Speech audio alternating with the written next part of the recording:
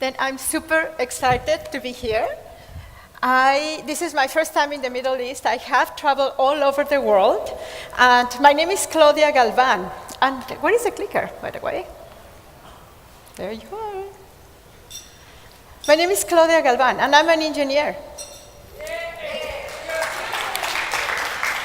Thank you.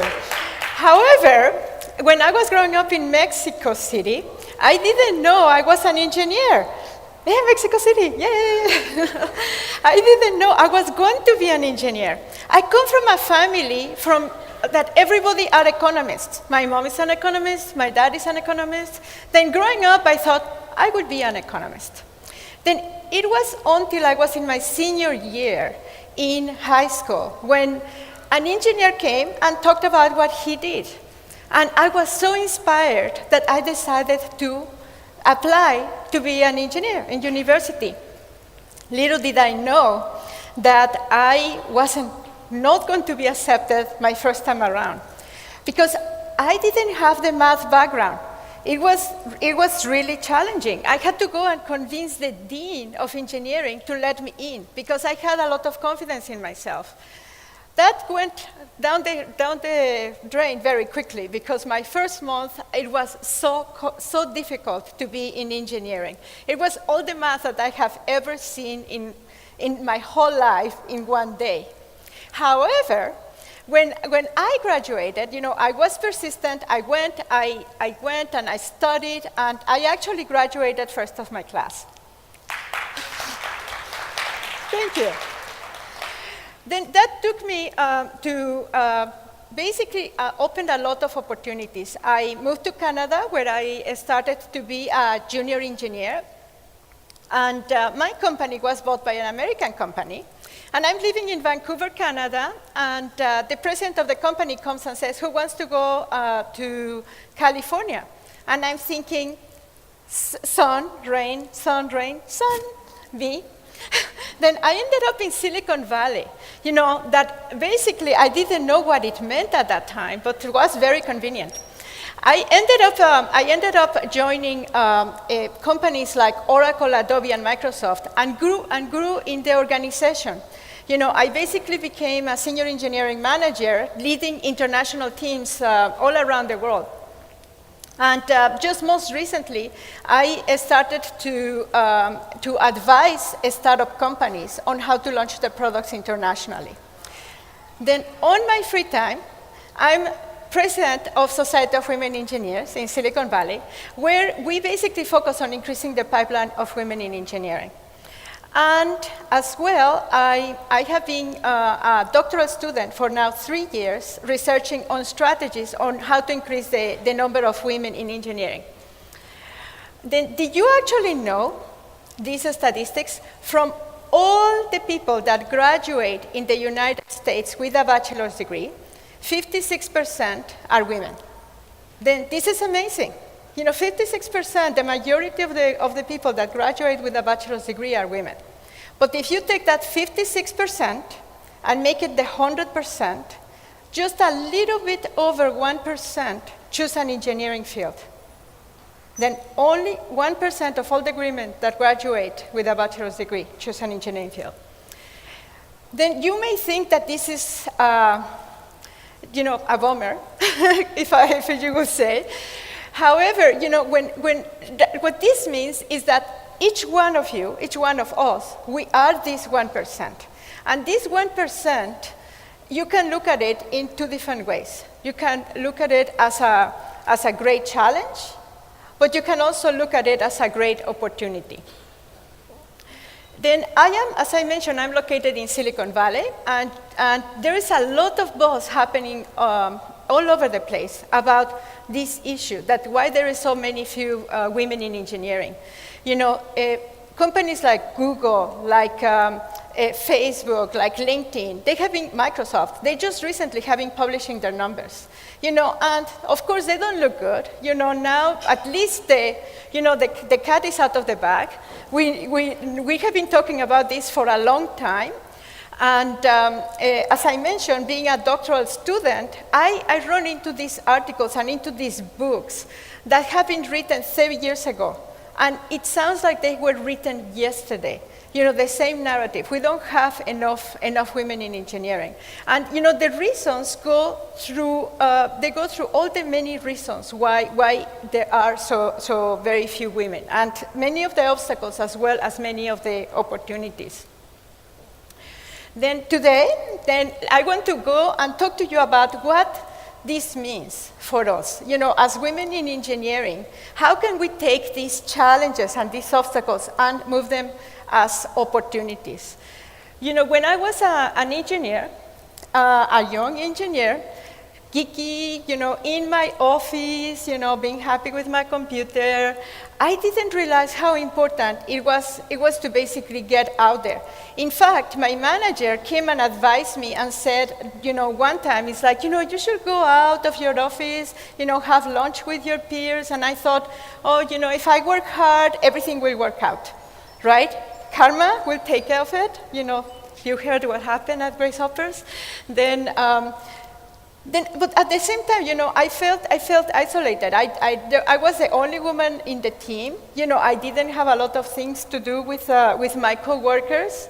And it was until I went to an executive program that my manager recommended for me, that I realized the importance of networking and, and integrating into the team.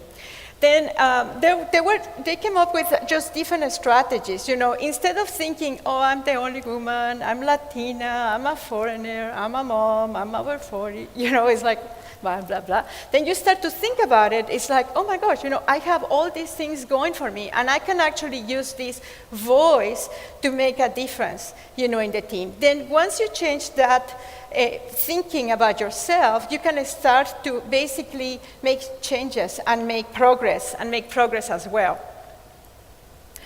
The second thing that I want to talk is that because there aren't that many women, they think that we are alone, and that there is no role models. In fact, everybody around you, is a role model. And there are huge opportunities about finding, people that you look up and that can become your mentors.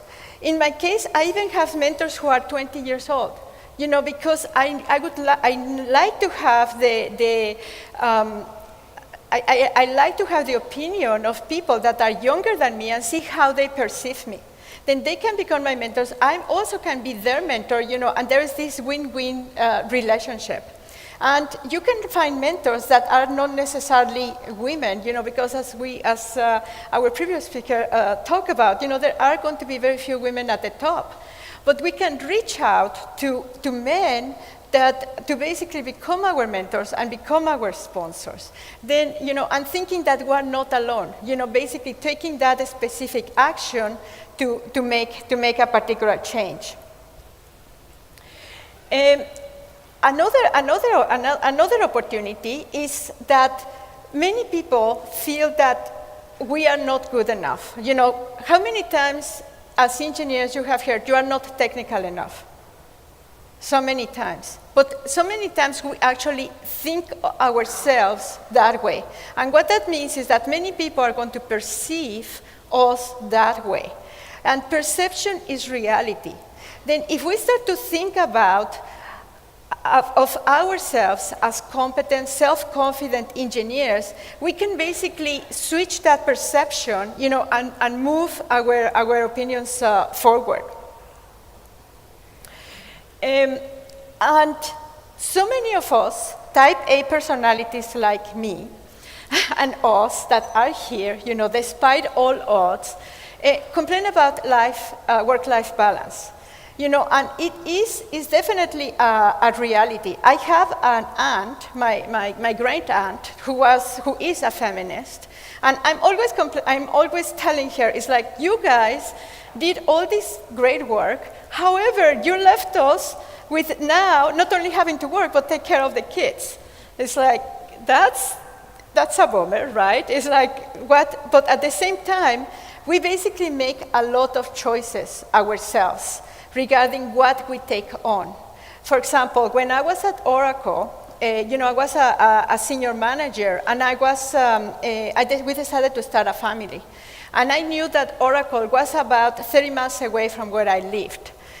And I needed to make some choices about, moving closer to my home, because if I was going to have a child, the logistics were going to be very, very complicated. Then I made a choice to leave Oracle and go to Adobe. And when I was interviewing, I was extremely transparent with my manager, letting him know that I was planning to get pregnant any minute. Then he hired me, regardless that. And I ended up getting pregnant about 3 months after I actually accepted the position. And as part of that process, I went and decided to take different projects that will help me balance my new life against my career. And throughout this process of being a mom, a working mom, and being a professional, I learned that a lot of it has to having a plan and making sure that you are able to say no to some things and at the same time being able to say yes to other things. Then when we think about work-life balance, you think about your life and career strategy and how can you integrate both together, and that is going to depend on the timing on your life, such that you don't have to stop working or you don't have to live your dreams because you are choosing to have other parts of your life moving along as well.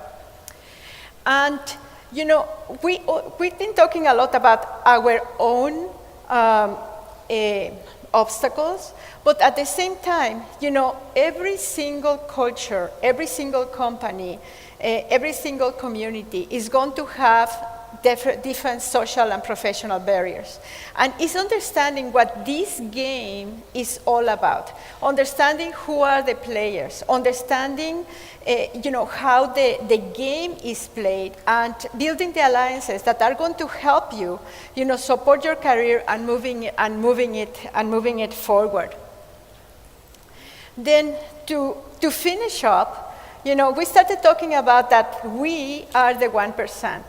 Then there is an opportunity, to use this power of being the 1% to help others and to stay in the career and to basically being able to succeed.